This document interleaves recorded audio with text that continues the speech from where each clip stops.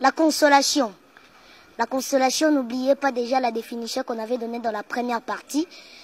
On avait déjà parlé de la consolation. Aujourd'hui, je vous amène encore deuxième partie de la consolation, de vous dire que ne vous inquiétez de rien.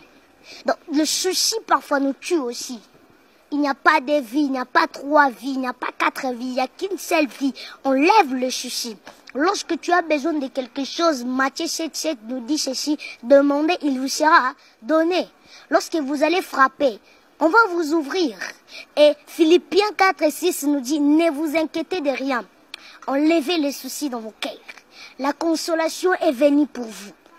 Il n'y a pas de vie, il n'y a pas 3 vies. Lorsque tu mets la souci à une maladie qu'on appelle la maladie d'estomac. La maladie d'estomac peut être provoquée dans ton corps. Enlevez les soucis, mais en toute chose, la Bible nous dit, faites connaître vos besoins à Dieu. Vous allez me poser une question, comment faire connaître nos besoins à Dieu? Dieu nous a donné 3 étapes. Il a dit, c'est par la prière. C'est par la prière qu'on va prendre nos solutions. C'est par la prière que nos demandes seront exaucées. Amen. Amen. Donc c'est à cause de la prière. Parce qu'on dit que la prière, c'est un dialogue entre l'homme et Dieu. Et la deuxième étape, la Bible nous dit par des supplications. Il dit une prière de pardon. De supplier à Dieu.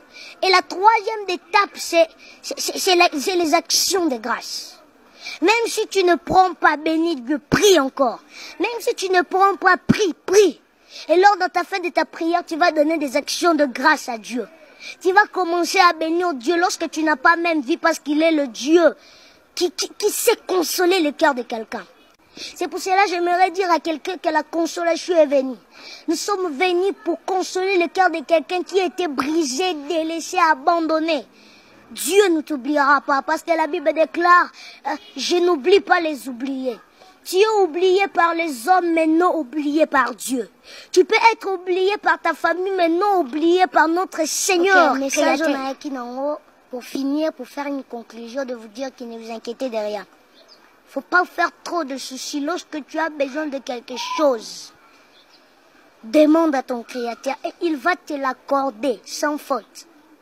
Il est là pour toi. Il connaît ton cœur, mais expose tes besoins devant lui.